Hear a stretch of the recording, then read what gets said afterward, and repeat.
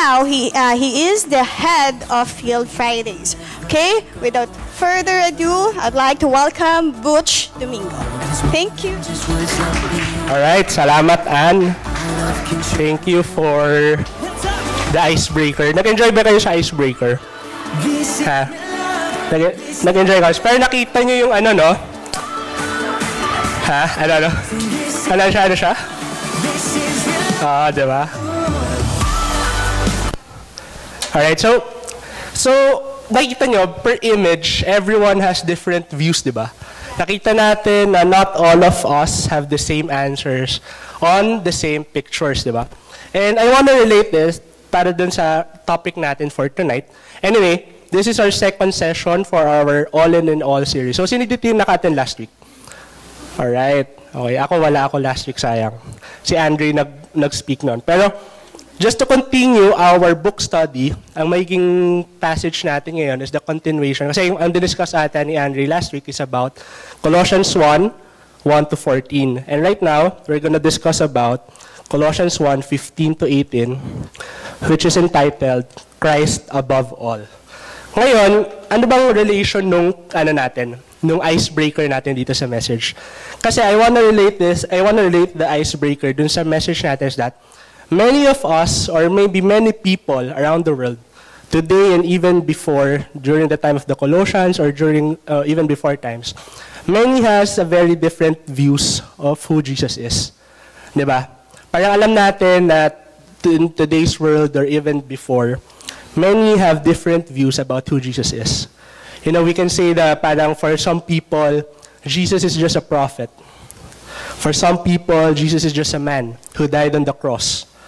But for other people, they can say that Jesus is just a great teacher, and that's it. Pero dito, si Paul, nilike niya dito sa key passage natin about who really Jesus is. No? So we're gonna study about it. So before we go, all right, let's read our key passage for tonight. Let's read all together. If you have your Bibles with you, if you have your electronic Bibles with you, may you open it to Colossians 1, 15 to 18, and please read it with me. So, He is the image of the invisible God, the firstborn of all creation. For by Him all things were created, in heaven and on earth, visible and invisible, whether thrones or dominions or rulers or authorities, all things were created through Him and for Him. And He is before all things, and in Him all things hold together. And He is the head of the body, the church. He is the beginning, the firstborn from the dead, that in everything He might be preeminent or supreme. So why don't we pray? Father God, once again, we just want to praise You tonight, Lord. We want to thank You for this opportunity to learn from Your word, O God. Father, I just ask that may Your Holy Spirit really fill us, each and every one of us. May You speak through me, Lord. May You override my preparation, and I completely rely on You, Lord. And I pray, Lord, may You just teach me on what to say and what not to say, Lord. And I pray, Lord, for the people that is right here, right now, who is eager to learn about who You really are, O God.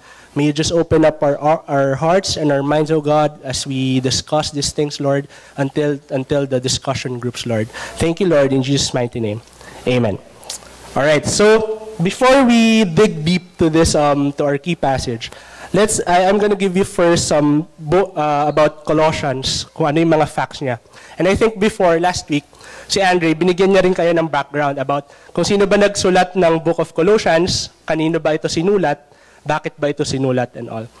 So the Book of Colossians was actually written by Paul, and while he was in prison at Rome between 58 to 62 AD. So you can actually open your Bible and read Acts 28. And that is the time wherein Paul wrote the book of Colossians together with the other epistle books like Ephesians and Philippians and also Philemon. The next thing is that the letter was addressed to a group of people in Colossae. Alright? So yung anong tawag sa mga tao na nakatira sa Colossae? Colossians. Okay? Diba? Group of Colossae, which Paul haven't met in person when he wrote Colossians. So si Paul, yung sinulat niya yung book of Colossians, he never really met those people. Diba? Kasi ito, nalaman niya, si Epaphras. Epaphras was one of Paul's co-workers. And the citizens of Colossae heard the gospel from him. So while Paul is in prison, while he was in prison in Rome, ang nag-report sa kanya about the things that is happening in Colossae is si Epaphras. Alright? So si Epaphras, siya yung nag-share ng gospel to the people of Colossae, or to the people, or to the Colossians. Colossians was written about the same time together with Ephesians, sabi ng tulad sinabi ko kanina, and Philippians when Paul was in prison in Rome, and it's collectively called the prison epistles, diba? So yung nasa prison si Paul in Rome, doon niya sinulat yung mga ibang epistle books like Ephesians, Philippians, Colossians, and also I think Philemon was also included there. So imagine mo, Paul was in prison and he's been writing this sa New Testament natin, itong mga epistle books. And lastly, the purpose of Paul of writing Colossians was he let the people of Colossae know about the lordship of Jesus Christ and his sufficiency in all aspects to refute the heresy that is writing in Colossae. Now, kasi isipin niya ganito, yung sa Colossae, the people of Colossians there, was actually being pressured by cultural traditions and worship. So imagine them na pakinggan nila yung gospel, na pakinggan nila about who Jesus Christ is. But they are being pressured by the cultural traditions like angel worship. They still have to worship other spirits and all of these things. They are being legalistic like some of the Jews na parang they really require them to be circumcised and all. So parang they are being pressured. So parang naguguluhan sila, wait, I've heard the gospel about Jesus Christ, but why do I still have to do this? So isipin nyo, nakakaroon sila ng nalilito sila about ano ba yung true gospel. Ang nangyayari sa kanila, lumilihis sila. That's why Paul has this, yung narinig niya to, itong problem na ito that arises in Colossae. He was actually, he was the one who wrote it, and talagang, kumbaga dito, finalize niya about kung sino ba talaga si Jesus Christ and his sufficiency. Tulad yung kanta natin kanina about Christ is enough. Kasi yun yung nangyayari sa Colossae during the time na yan. And I think even before now, diba? Even before now, I think many people have different views na about Jesus Christ, diba? Some people say na parang, okay, I'm gonna believe in Jesus Christ, but I'm still gonna do this certain traditions na hindi ko mapakawalan. I'm still gonna pray to this, to that, and that. I'm gonna believe this and that, aside from Jesus Christ. Kasi parang, many of people think that Christ is not enough, or Christ is not sufficient. Pero dito si Paul, yes, as we read the passage, our key passage, nakita natin dito that Jesus Christ is enough. Ngayon, ang pinaka-tanong natin tonight is, who really is Jesus Christ? Diba? Sino ba talaga si Jesus Christ? Maybe some of us knows or we have an idea about who Jesus Christ is. Some of us probably knows that Jesus Christ is the one who died on the cross to save us in our sins. Some of us know that Jesus Christ is the one who cast out demons or actually raised someone from the dead like Lazarus, and so on and so forth. But do we truly know who Jesus Christ is? And then in our key passage tonight, we will try to dig deep about the deity of Jesus Christ, about the supremacy and the preeminence of Jesus Christ. So I'm going to give you 3 points. So number 1, Jesus Christ is God. The second point is Jesus Christ is the creator and sustainer of all things. And lastly, Jesus Christ is the head of the church. All right, so we're gonna dig this points one by one. All right, so number 1, Jesus Christ is God. Can you read this with me? Colossians 1:15. Go. He is the image of the invisible God, the firstborn of all creation. Ngayon, if we look at this, the image of the invisible God, what do we mean by we say image of the invisible God? You see, image is actually a Greek word that comes from the Greek word icon, which means representation or resemblance. And it only shows that Jesus Christ is the exact and perfect representation of God. Maybe some of you are thinking, diba tayo were also created with the image of God? It says in Genesis. But the thing is that we are not the perfect image of God. Because we have sin in our life, we sin and we're not perfect. And it's only Jesus Christ who is the exact and perfect representation of God.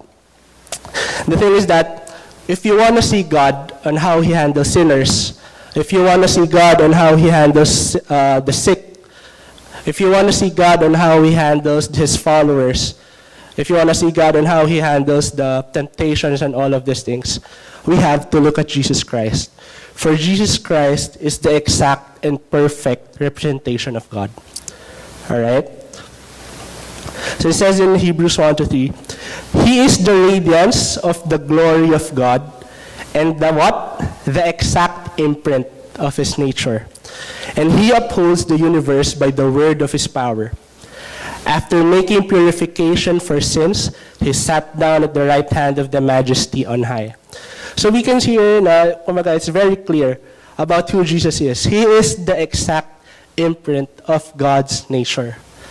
Hindi siya yung tipo na parang, He's not a created being, but He is the exact imprint, or He is the exact image of God. He saw the image of God as the Son is the image of His Father, who has a natural likeness to Him, so that he who has seen Him has seen the Father, or who has seen Jesus Christ have seen God. And His glory was the glory of the only begotten of the Father. It says in John 14:9, Jesus said to him, Have I been with you so long, and you still do not know me, Philip? Whoever has what? Seen me, has seen the Father. How can you say, show us the Father? So Jesus is saying here that whoever sees me, whoever follows me, follows God. Whoever sees me, sees God. How I live, how I handle things, how I do the miracles, how I forgive the sinners, how I love them, and etc. and all. If we want to look at who God is, we should look at who Jesus Christ is and His life.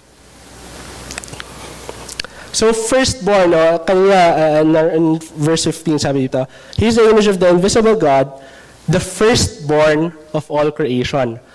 Now siguro, what does it mean by firstborn? Anyone? Siguro maybe some of you might be thinking that firstborn is, as in? Yeah. Alright, panganay, firstborn, or parang unang pinanganak and all. But the thing is that, or parang maybe some of you are thinking, actually, pag sinabing firstborn, ito yung unang create like si Adam. Di ba? Pwedeng ganun firstborn and all. But the thing is that, yung firstborn na word, it actually refers to a position of authority. To be firstborn was to hold an honored position. Sino dito mga panganay?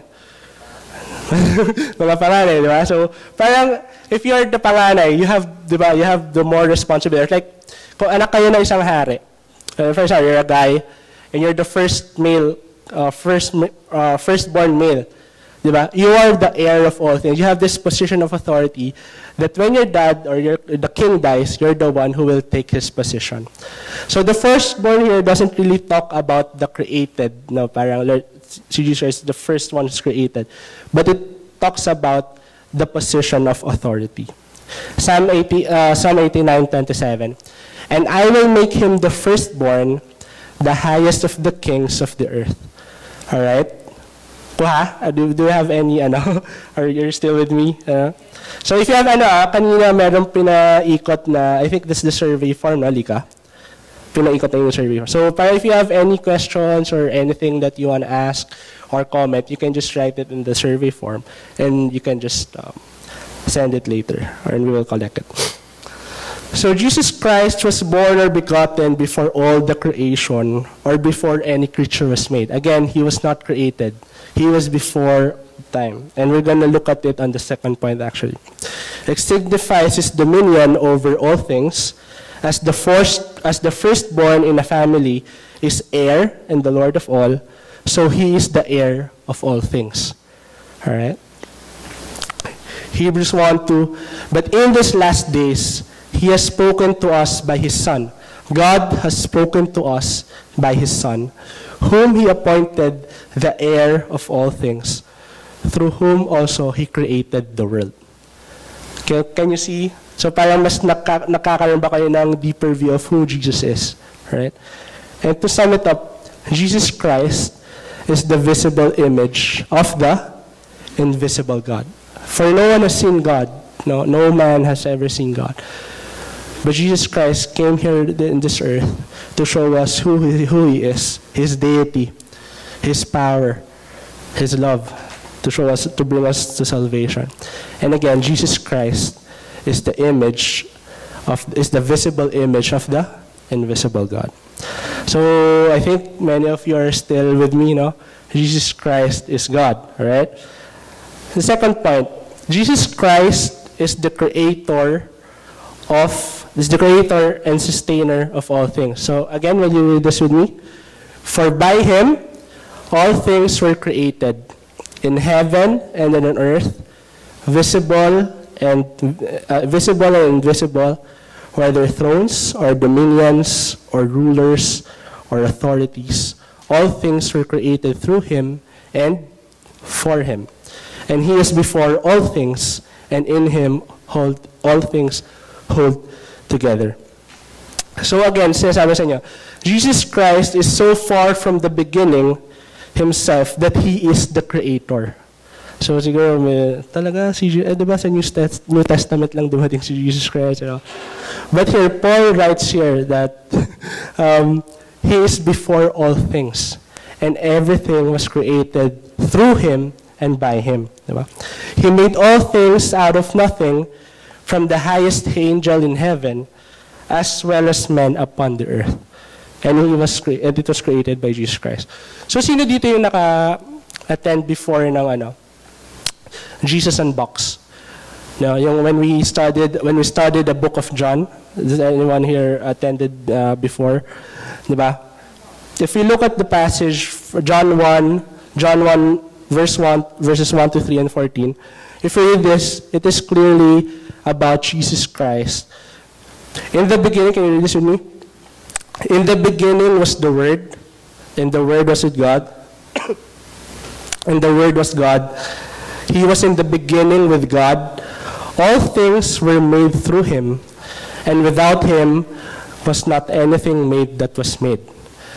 And the Word what? Became flesh, and dwelt among us, and we have seen His glory, as of the only Son from the Father, full of grace and in truth. So imagine nyo, even before the creation, even before the time began, Jesus Christ was there. In the beginning was the Word, and then what? The Word was with God, and the Word was God. And then if you look at verse 14, the Word became flesh and dwelt among us. And it clearly shows about the deity of God, about how He is the creator of all things, and how He is the creator of this universe from heaven and earth, invisible, and etc. He had been before the world was made, before the beginning of time, and therefore from all eternity. Wisdom was with the Father and possessed by Him in the beginning of His ways. Christ is the eternal wisdom of the Father, and the world was made in wisdom. He is the eternal Word, and the world was made by the Word of God. 1 Peter 3 verse 22 says, who has gone into heaven and is at the right hand of God, with angels, authorities, and powers having been subjected to Him, referring to Jesus Christ. Paul speaks here and there are several orders of angels, whether thrones or dominions or principalities or powers. And we see that all these things are subjected to Jesus Christ. So that's how great, or that's how high Jesus Christ is. By Him, all things hold together. He not only created them all at first, but it is by the word of the power that they are still upheld. Excuse me. So imagine yung creation. Imagine the universe. Imagine how the world revolves around the sun, and how it rotates. Na they say that even the slightest angle na nagbago to, whether negative or positive, even the slightest angle, it can mean destruction for us. Diba? Pero nakita nyo on how things are being held on together by God. Na as the earth revolves around the sun. Kumbaga, konting lapit lang ng earth, a certain point of degree lang, it can mean destruction. Or parang if it's farther away from the sun, it can mean destruction. Pwede magkaroon ng problems in our gravity, on our seasons, on our weathers and all. But look at on how Jesus Christ, on how God, all these things, on how He perfected all of these things. Na even if we experience different calamities on earth, we experience earthquakes, volcanic eruptions, etc., still, we are here and we exist, and God is supreme. He holds all of these things together. And one of the examples that I want to give you is in Mark 4. I think if you're familiar with the story, wherein Jesus Christ was riding with a boat together with some other fishermen or men. And while they were riding, si Jesus Christ, parang chill lang, natulog lang. Tapos meron dumating na malakas na thunderstorm or wind. And kumaga takot na takot yung mga tao doon. Takot na takot yung mga grown fishermen in that boat. Na parang nagtataka sila, Jesus, why are you just sleeping there? Or bakit wala na? Ang sabi Jesus Christ, parang calm down. And after yun, tumayo siya, and He commanded the winds and the thunderstorms to stop. And nakita natin in that story na tumigil, kumalma lahat yung weather, naging peaceful lahat. And all of those people who are in this boat is asking, who is this man that even the wind and the thunderstorms obey Him? Diba? So parang isipin nyo, even weathers, even all of those things, God is in control and God hold these things, diba? Romans 11:36. For from Him and through Him and to Him are all things. Diba? Ilan to? All things. To Him be glory forever. Amen. Diba? It says here na all of these things are created through Him and by Him. And it belongs to Him. And it is for His glory. Being created by Him, they were created for Him. Diba? Being made by His power, they were made according to His pleasure and for His praise. He is the end as well as the cause of all things. So imagine mo, all of these things that He created, it actually points back to Him as the cause or as the creator. And all of those things that He created brings glory to Him. So imagine mo, like when you were at the mountaintop to see the beauty of these things, it was created by a creator, an intelligent designer who created these things for His glory and not for our own. For He is God above all, and all of those things points back to Him, points back to His supremacy, points back to His power, and points back to His glory. By Him all things hold together. He not only created them at first, but it is the word of His power that they are still upheld. The whole creation is kept together by the power of the Son of God and made to consist in its proper frame.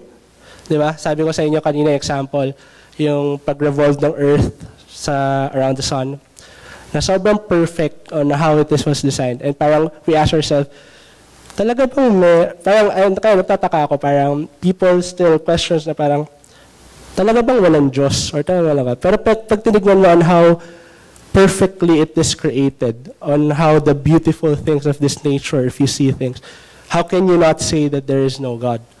Diba?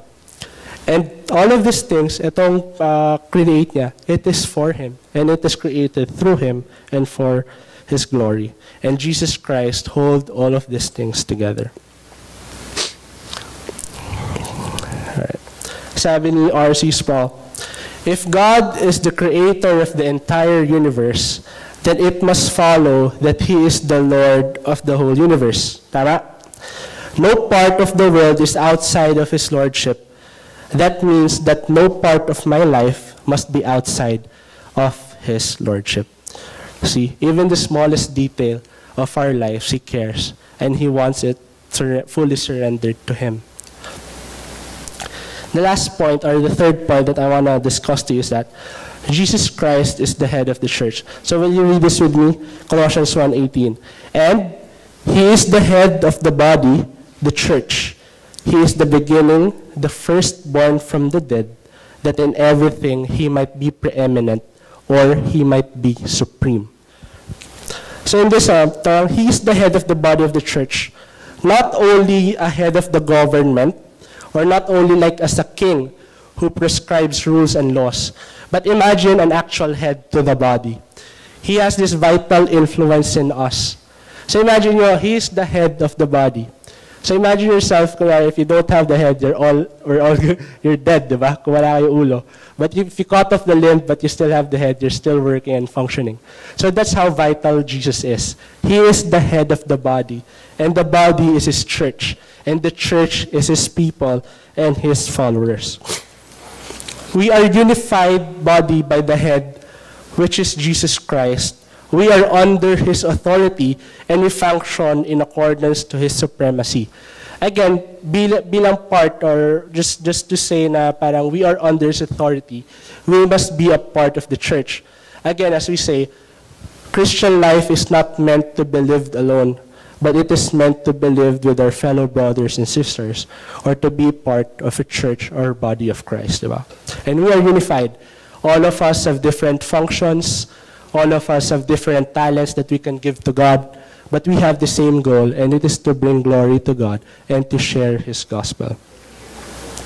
He is the divine, directing, guiding force, so that we, the body, the church, will move and function for his glory. He is the one who directs us on what to do. He is the one who directs us on what not to do. He is the one who directs us on what we should be doing as part of his body, as part of the church. All right? He is the beginning, the firstborn from the dead. No? Again, yung firstborn dito, yung sinabi ko kanina, is a position of authority. While in this verse, it doesn't mean that, but it means that he is the first. It doesn't mean that he is the first one who rose from the dead, but he is the first one and the only one who rose from the dead by his own power. And he was declared the Son of God and the Lord of all things. So that's what he means by he was the firstborn of the dead. That in everything he might be preeminent or supreme. All our hopes and joys take their rise from him, who is the author and salvation of Jesus Christ. Ephesians 1:22, and he put all things under his feet and gave him as head over all things to the church, which is his body, the fullness of him who fills all in all. 1 Corinthians 15:20. But in fact, Christ has been raised from the dead, the first fruits of those who have fallen asleep. You see, and he is the head of the resurrection, and he has given us an example and evidence of our resurrection from the dead. You see, every one of us here will not live forever. Every one of us here will die at some point in this life. But one day, we're all going to be resurrected and be judged by God. That one day we're going to face him, and we're going to face judgment, and we're going to be resurrected. And it's only, the question is that, do you have Jesus Christ in your life or not? That will determine about your eternity. Will it be eternal life or eternal damnation? And that will be the question. And you see, Jesus Christ showed us that after he died on the cross, he rose after 3 days from the dead by his own power. And it only shows that we, as believers of him, he can resurrect us. He can make us live again with eternity through him if we have Jesus Christ in our hearts. Hebrews 1:4 says, having become as much superior to angels as the name he has inherited is more excellent than theirs. All the affairs of the kingdom of God among men, he should have the supremacy. He is the supremacy in the hearts of his people above the world. And the flesh, and by giving him the preeminence, we comply to the Father's will, that all men should honor the Son, even as they honor the Father. John 5:23, that all may honor the Son, just as they honor the Father. Whoever does not honor the Son does not honor the Father who sent him. So you see how Jesus Christ is supreme, how Jesus Christ is above all of these things, all of creation, all of the things that are visible or invisible. That is who Jesus Christ is. And we must honor him with our life. As said here by Keith Green, he's a contemporary Christian singer. He says here, that's what lordship is. Christ reigning as supreme authority over our life. Making Jesus our Lord of our life is not something passive. It's not something that we just say, na Lord, you're the Lord of our life. It's not something like that, na passive lang. It's not a state of being, it's a state of doing. Those whom Jesus recognizes as his own are those who do the will of his Father in heaven. Yeah. So we honor God by doing the will of the Father. We honor God by following Jesus Christ and his ways and his commands to us. For he is God, for he is the creator of all things, and he is the head of the body and the church. So who again is Jesus Christ? As the summary, Jesus Christ is above all.